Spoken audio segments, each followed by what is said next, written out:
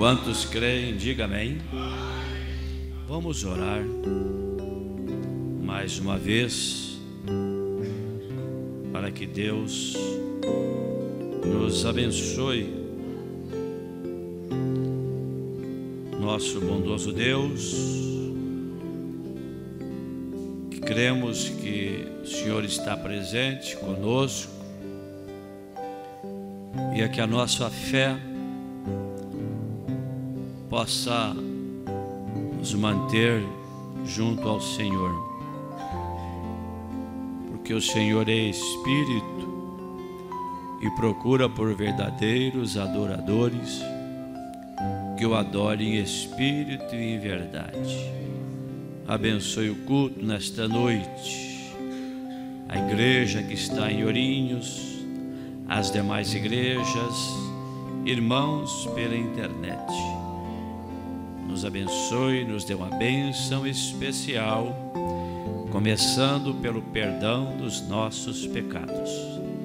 Pedimos em nome de Jesus Cristo. Amém. Boa noite, irmãos. Em nome de Jesus Cristo, que o Senhor Jesus, que é rico em misericórdia, nos abençoe mais uma vez nesta noite, né? Sempre que nos encontramos, nós abençoamos uns aos outros, né? Você abençoa alguém, alguém te abençoa. Assim é quando os eleitos se encontram, os irmãos, irmãs, igrejas, reuniões, encontros.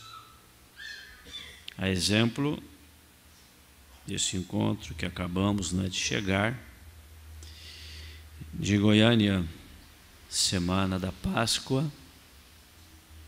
Tivemos ali um bom grupo de irmãos da nossa região, que acompanhou o encontro. Creio que foi tudo bem, todos foram bem, estiveram bem e voltaram bem. Você vai e é abençoado, mas também você abençoa. Como pastor eu vou, sou abençoado, mas também abençoo. Paulo diz que somos casa do Deus vivente. E diz que somos carta escrita e lida por todos. Você sabe que existe dois tipos de leituras. A leitura por sinais, a leitura por palavras escrita. Quem dirige sabe disso. Então, você vai aproximando de uma rodovia, lá tem uma placa, que é um triângulo, quer dizer, via preferencial à frente. É um símbolo. Está escrito nada disso. Mas você sabe o que significa aquilo. Não está escrito via preferencial à frente. No livrinho que você estudou, está escrito. Mas resumiu-se num símbolo. Você vê o símbolo, vê a escrita. Paulo diz que nós somos carta escrita e lida por todos. Então você é abençoa e abençoado. Paulo diz que nós temos que ser santos, irrepreensíveis diante dele em caridade. Alma, corpo e espírito. Então, sempre que você vê um irmão, uma irmã vindo até você, você é abençoado. Se você vai indo até ela,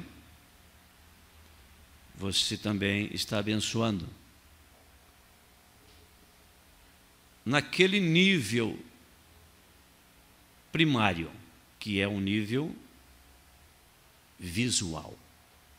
O primeiro contato que você faz com a pessoa é visual. O segundo contato que você faz com a pessoa é quando você aproxima dela. Você a cumprimenta de forma educada, às vezes com um sorriso, palavras construtivas.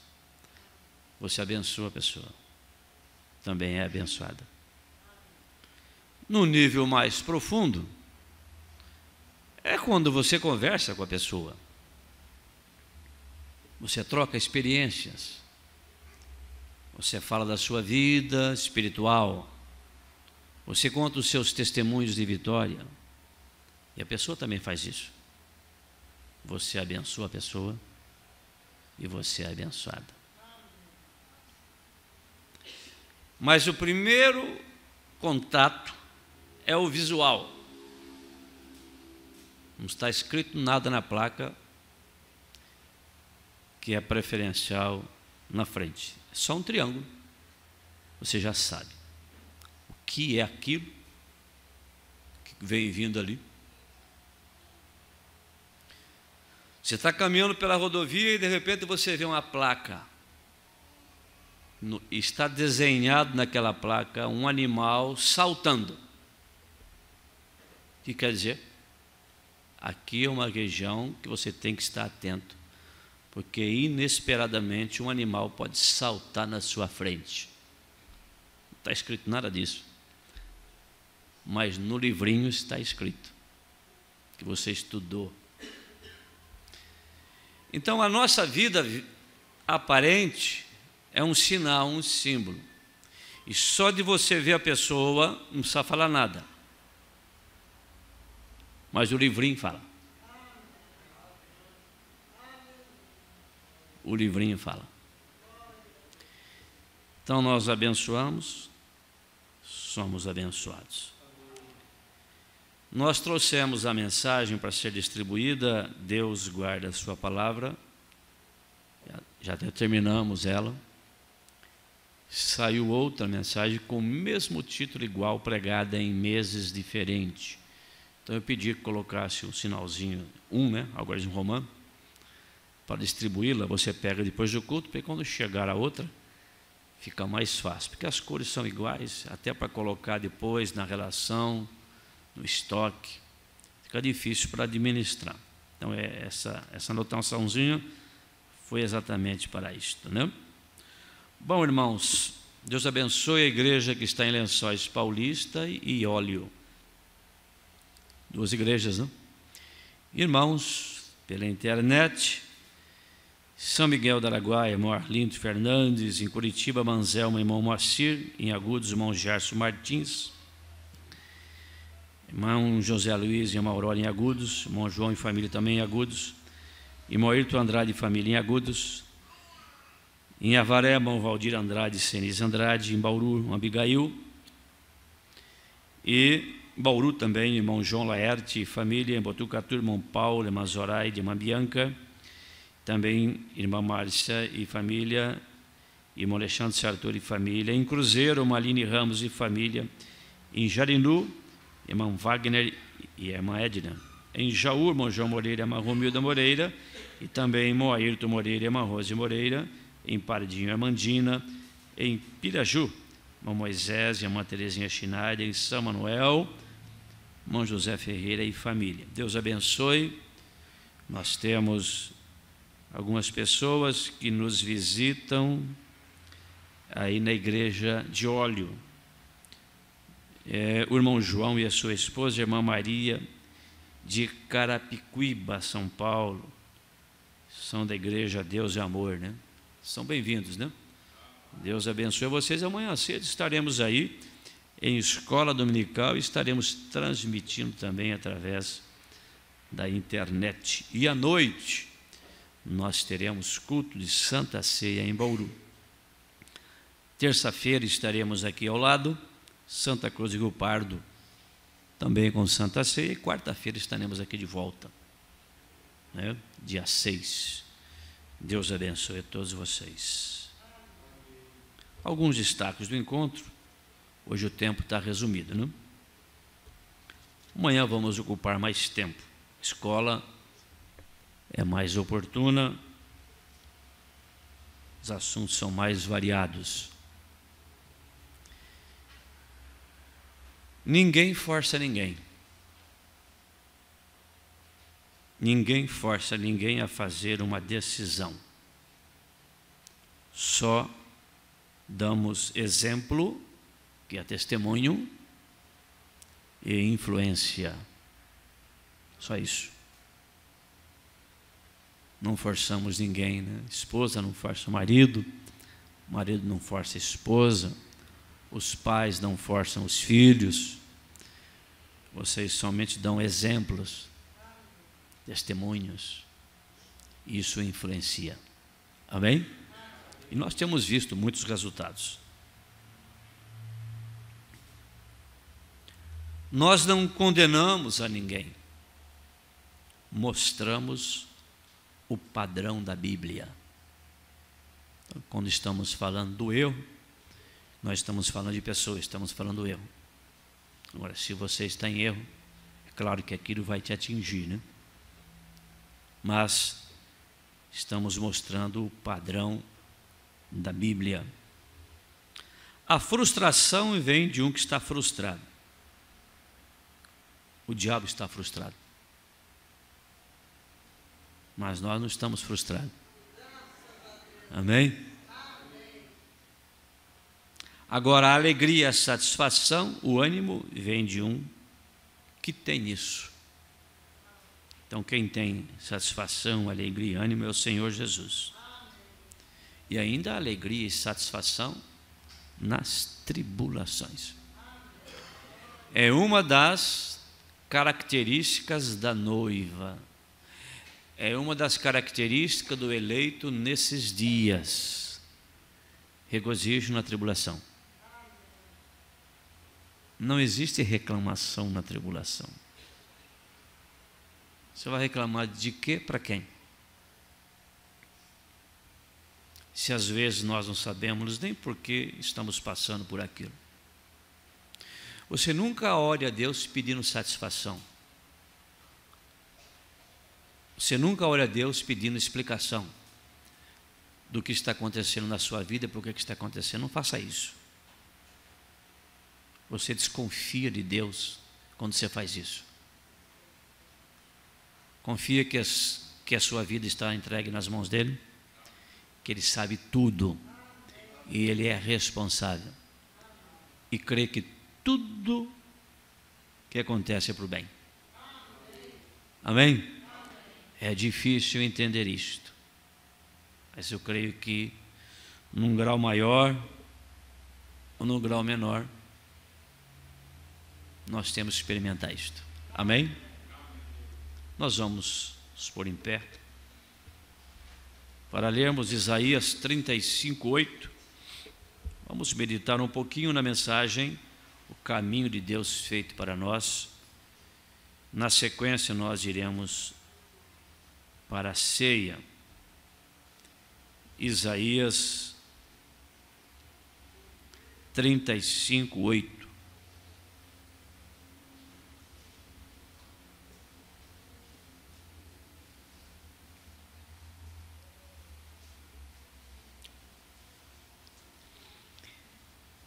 E ali haverá um alto caminho, um caminho que se chamará o caminho santo. Então não está falando de caminho natural, né? Você já está entendendo que a linguagem aqui é espiritual. Caminho santo. Que se chamará o caminho santo. O imundo não passará por ele, mas será para aqueles, não para todos. Para aqueles. Quem são aqueles? Os caminhantes. Não é aqueles que estão parados. É os caminhantes. Sabe o que é caminhar? O médico fala para vocês, tem que caminhar. Porque está parado. Caminhar é um passo na frente do outro. Os caminhantes. E até mesmo os loucos não errarão. Por que os loucos não erram? Porque este caminho é revelado ao coração. A loucura, a demência, o distúrbio está aqui na massa cinzenta. Mas a revelação da palavra está aqui no coração. Ninguém é louco no coração. Amém? Sentai-vos, Deus abençoe a sua palavra.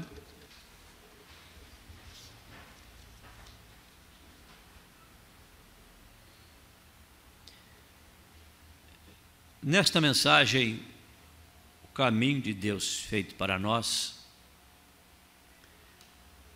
é um assunto que nós abordamos na nossa vigília e sempre continuamos trabalhando com ele, para que fique fixado.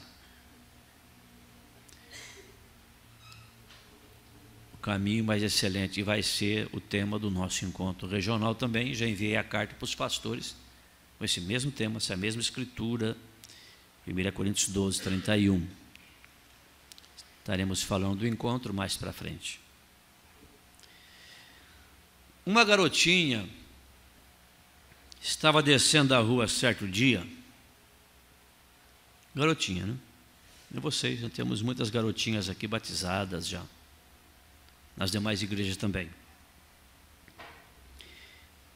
Ela estava descendo a rua certo dia e ela disse, finalmente uma tal pessoa disse, oh, aleluia, aleluia.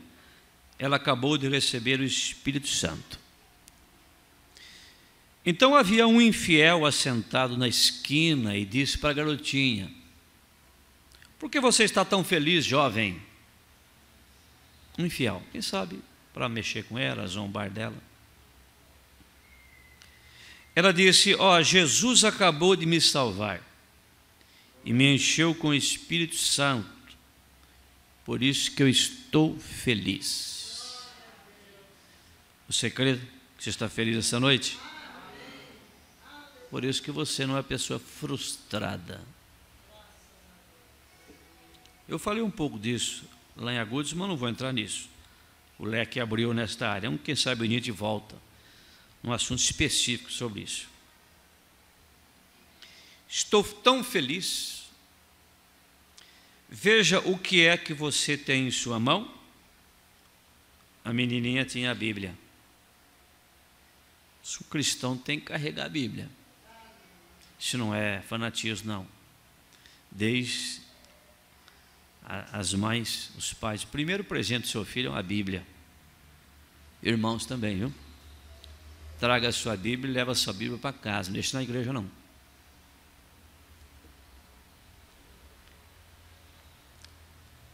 Eu tenho uma Bíblia.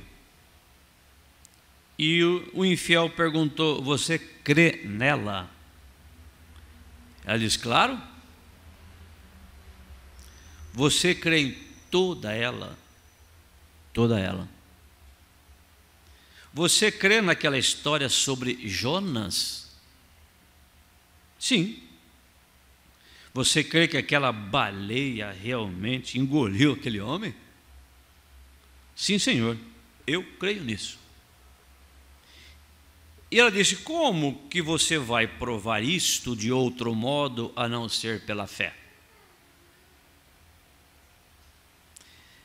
Ela disse para aquele infiel, bem, quando eu chegar no céu, eu simplesmente perguntarei ao irmão Jonas.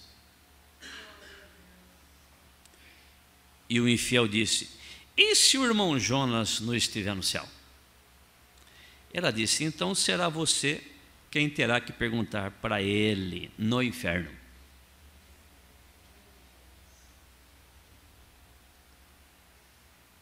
Você viu que menininha sábia? Então, eu vou perguntar para ele no céu, mas se o Jonas não estiver no céu, então você pergunta para ele no inferno.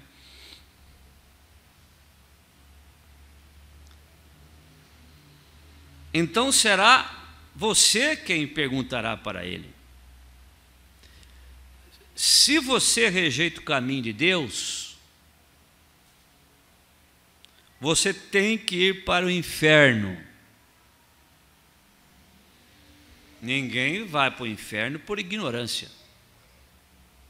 Seria uma injustiça de Deus nunca ter apresentado para a pessoa o caminho estreito e o caminho largo. O caminho estreito é o alto caminho, é o santo caminho, é o caminho mais excelente, é o mesmo caminho.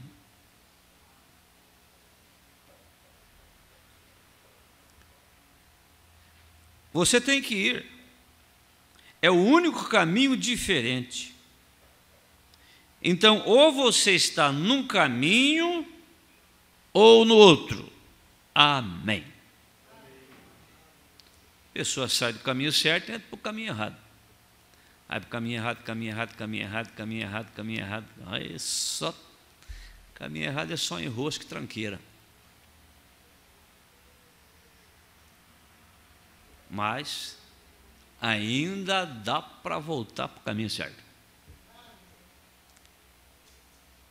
Dá para parar, dar uma ré, fazer uma manobra, voltar, tomar o caminho certo novamente.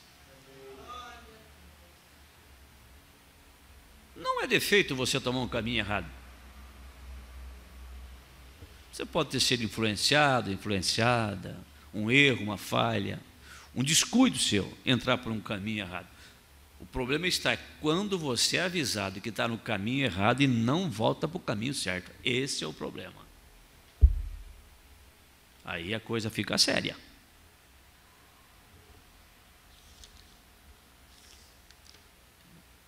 Uma mulher me disse há algum tempo, uma mulher muito boa, da ciência cristã, uma mulher religiosa,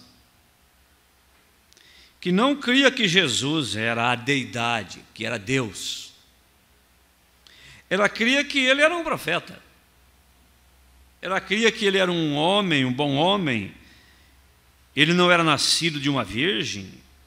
Eles negam o nascimento virginal. São muitas religiões que negam a Bíblia. Tem umas que negam 100%, outra nega 90%, outra nega 80%, outra nega 50%, outra nega 30%, outra nega 10%, outra nega 5%, outra nega 1%. Para Deus não tem diferença. Quem nega 1% ou quem nega 90%. Ambos erram o caminho. Não somente aquilo, mas um levantamento mostrou que 85% dos pregadores protestantes nos Estados Unidos alegam que o nascimento virginal foi uma farsa. Pregadores evangélicos. Assim como a maioria dos pregadores evangélicos hoje negam a deidade de Jesus Cristo. Eles não creem que Jesus Cristo é Deus. Eles creem que Jesus Cristo é um segundo Deus. Tem um Pai que é o primeiro Deus, tem um Jesus que é o segundo Deus e tem um Espírito Santo que é o terceiro Deus. Isso é catolicismo. Foi o catolicismo que estabeleceu essa doutrina.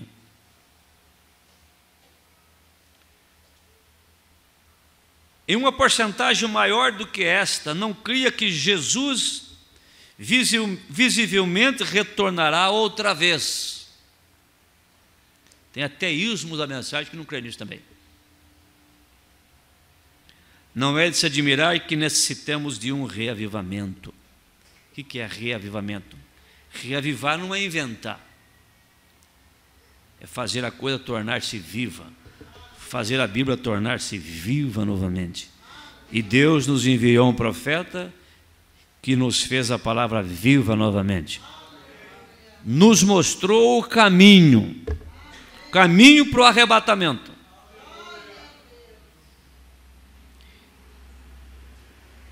Irmão, ouça aqui. Eu acompanhei outro homem aqui não há muito tempo atrás, onde falam muito sobre isso, dizem, ele foi a uma cidade e teve 5.000 conversões. Olha que resultado grande, hein? 5.000 pessoas entregaram a vida a Cristo. Nós fomos bem atrás deles, não eu, mas um grupo de ministros, e pegaram os cartões e os buscaram novamente. Em um período de 30 dias, eles não puderam encontrar 30 dos que alegavam ser salvos. Todos trabalhados sobre emoção, entusiasmo. Eu já vi pregadores, a gente que às vezes está ouvindo rádio, tendo contato com rádio, tive muitas programações radiofônicas. Existe uma técnica de fazer as pessoas aceitar Jesus. Então eles começam, no final do culto, eles começam a falar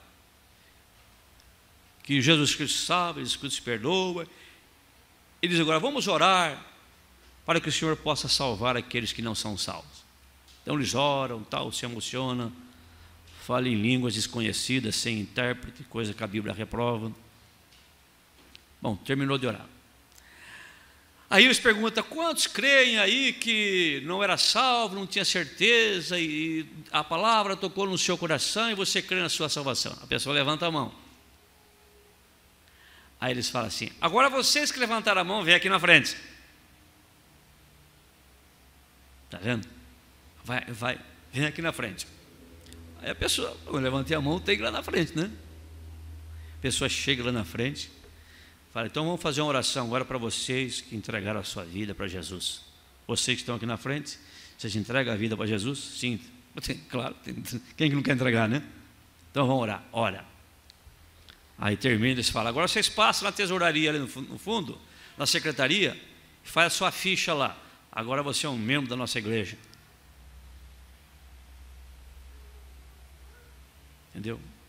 Mais ou menos isso aqui, 5.000 conversões, e depois de 30 dias não tinha ninguém.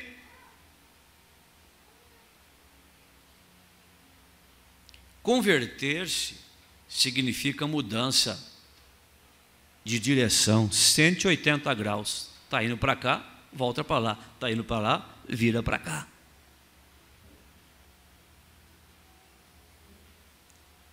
Você sabe o que eu acho?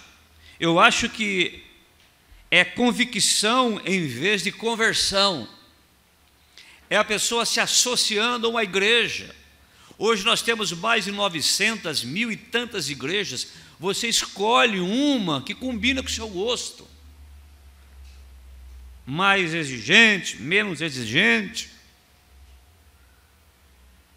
Combina com o seu gosto. Então não é conversão. Quando um homem nasce novamente do Espírito de Deus, aí sim, isso é cristianismo. E quando você nasce novamente do Espírito de Deus, você é uma nova criatura em Cristo Jesus. Não tem por que nós divergirmos da Bíblia ou da mensagem. Se nascemos da palavra, geradas pela palavra, geradas por Cristo, o Espírito Santo habita em nós, a Bíblia diz que Ele nos guiaria em toda a verdade. O que nós precisamos é deixar que Ele guie.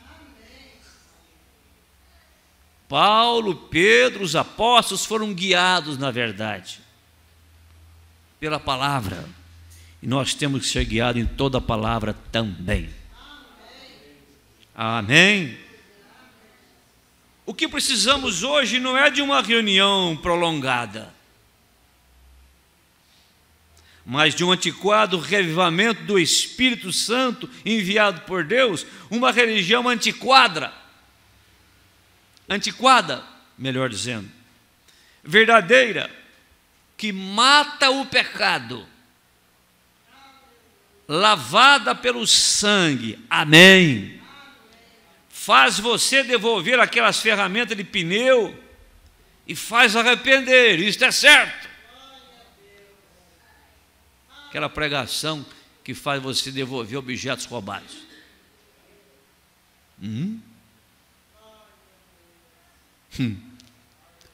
Tudo isso está ligado ao novo nascimento. Amém? Que coisa, hein? Ela disse, essa senhora conversando com o nosso profeta: bem, veja aqui, irmão Brana, eu posso lhe provar que ele era somente um homem.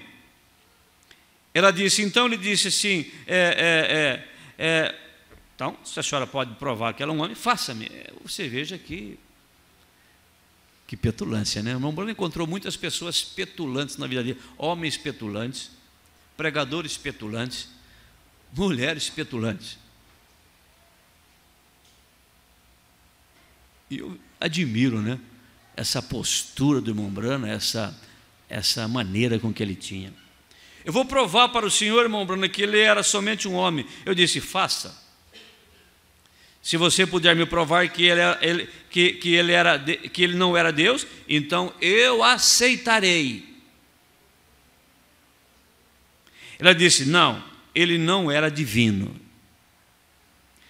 Ele era apenas um homem, e eu posso provar isto através da Bíblia, que ele era apenas um homem. Que ousadia, hein? Eu disse, se a senhora puder provar isto da Bíblia, então eu aceitarei. Ela disse, o senhor está pronto? Ó, que coisa, hein? Que coisa. Eu disse, estou. Em outras palavras, pode mandar.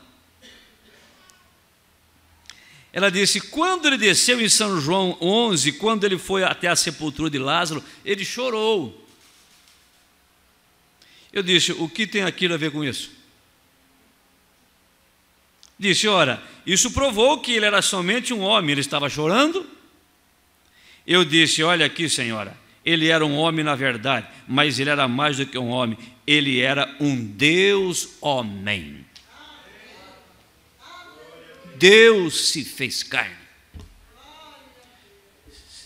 Eu só quero acrescentar isso aqui para você. É uma escritura muito usada no mundo evangélico, mas de uma maneira superficial. São Mateus 28, finalzinho, Jesus já no corpo glorificado. São Mateus 28, aqui está a Bíblia, que esse monte de divisão, eu vou para lá e venho para cá, e não passa, uma hora passa para lá, uma hora passa para cá. 28, 18.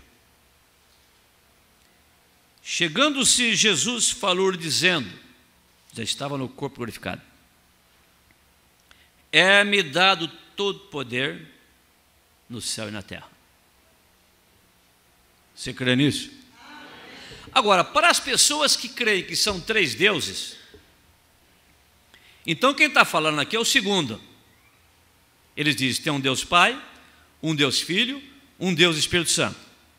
Então aqui o Deus Filho está dizendo, todo poder é me dado nos céus e na terra. Olha, se o segundo Deus tem tudo e o primeiro e o terceiro não tem nada. Porque ele diz, todo poder é me dado no céu e na terra. Então o primeiro Deus e o terceiro no céu não tem nada. O primeiro e o terceiro na terra não tem nada, porque o segundo tem tudo. É a Bíblia. Se você crê que são três, mas nós não cremos em três pessoas. Nós cremos em um Deus que se manifestou em três atributos, três manifestações, três ofícios, como Pai criando, como Filho redimindo, como Espírito Santo consolando. Amém? Então a Escritura está certa. Não há salvação fora de Jesus, não há cura fora de Jesus, não tem como expulsar demônio fora de Jesus, mas não tem como ser batizado também fora de Jesus. Por isso que Paulo diz, tudo o que fizerdes em obra e oração, faça nesse nome. Por isso que nós estamos reunidos aqui nessa noite, em nome do Senhor Jesus Cristo. Amém, amém. Ele era um Deus homem. Deus estava em Cristo reconciliando o mundo. Sim, Senhor, ele veio fazer a vontade do Pai. Ele andou no caminho provido por Deus. Ele nunca olhou para a direita ou para a esquerda. Ele fez o que Deus disse para fazer. Ele era o caminho provido por Deus. E no caminho até Lázaro, ele chorou. Ele era um homem quando ele estava chorando. Mas quando ele se colocou ali ao lado da sepultura, onde um homem estava morto há 4 dias, os vermes da pele arrastando, entrando e saindo do seu corpo, o mau cheiro por ali, quando ele disse: Lázaro, sai para fora, o homem estava morto há 4 dias, ficou de pé e viveu novamente. Aquilo era mais do que um homem, aleluia! Sim, Senhor, ele era um homem chorando, porém ele era um Deus na ressurreição.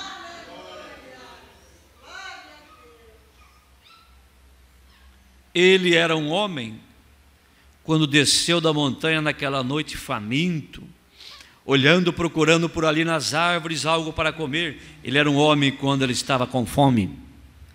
Ele era um homem quando ele desceu ali. Mas quando ele tomou 5 pães e 2 peixinhos e alimentou 5.000 pessoas, aquilo era mais do que um homem, aquilo era Deus em carne, aleluia. Ele era homem quando deitou no barco.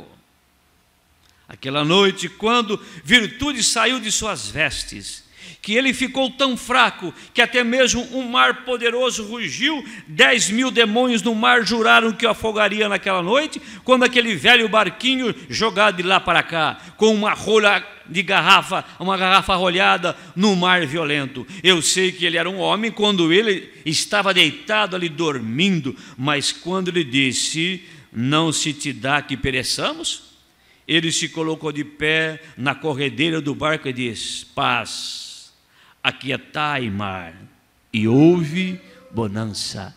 Era mais do que um homem. Era mais do que um homem, aleluia.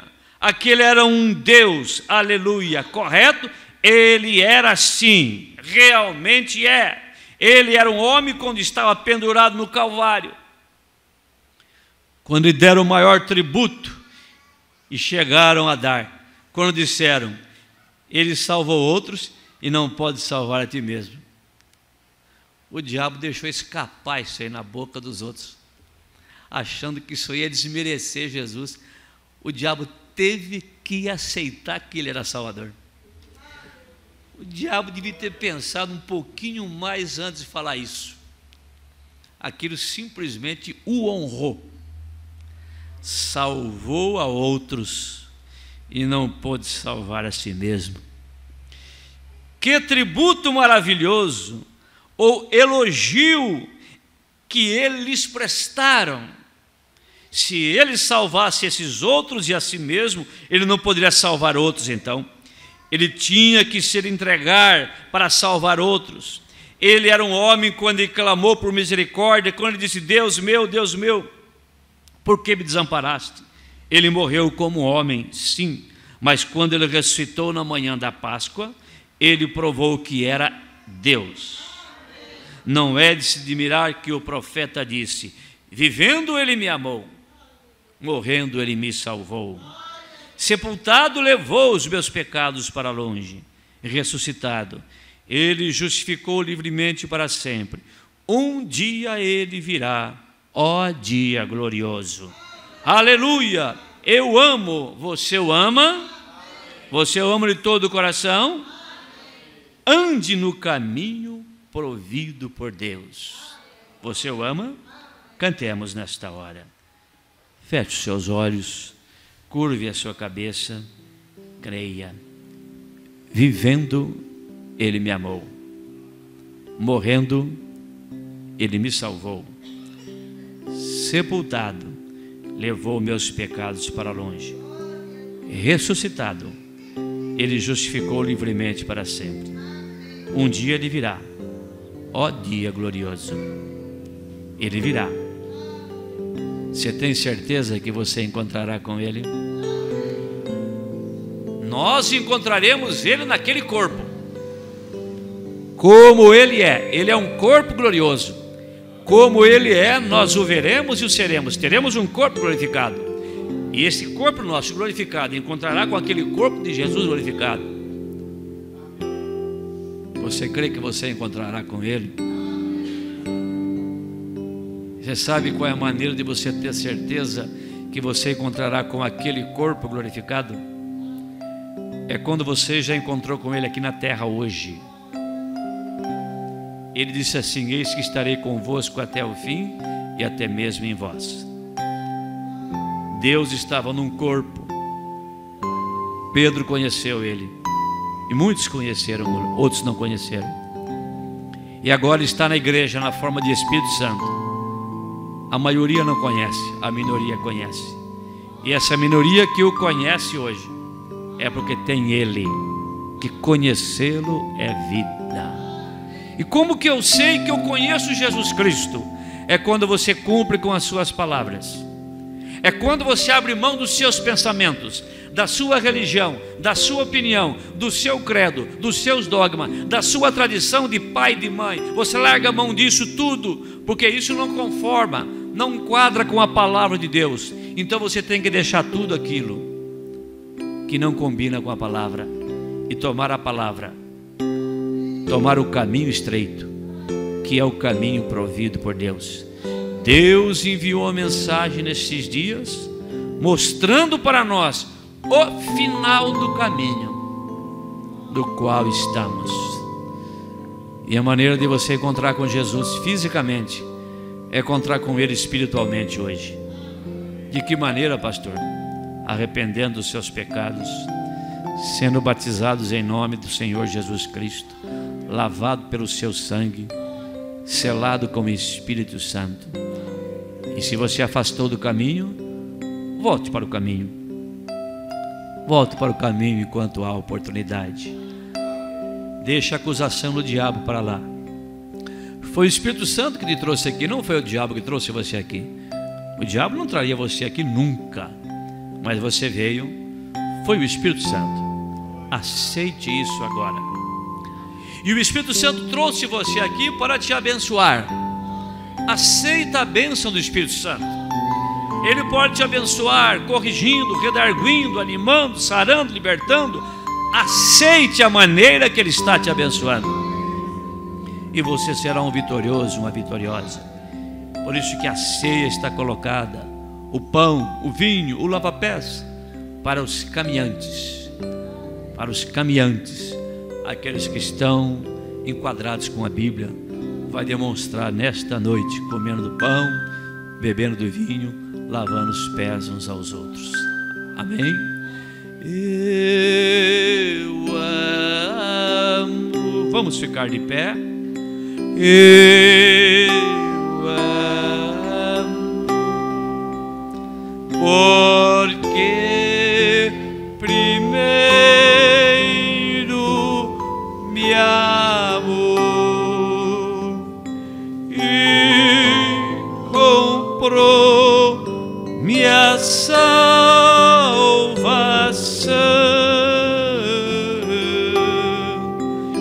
no madeiro,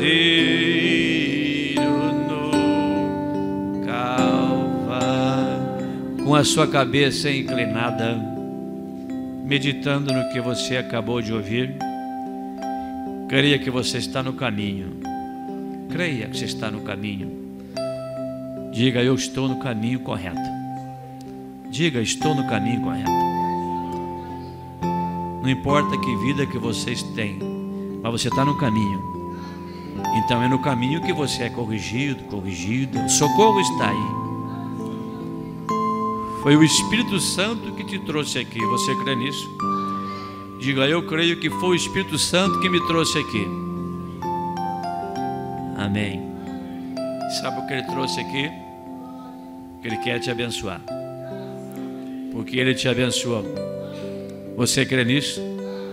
Diga: o Espírito Santo me abençoa. O Espírito Santo me abençoa essa noite. Amém. Eu amo. Eu amo, porque primeiro me amou e comprou minha salvação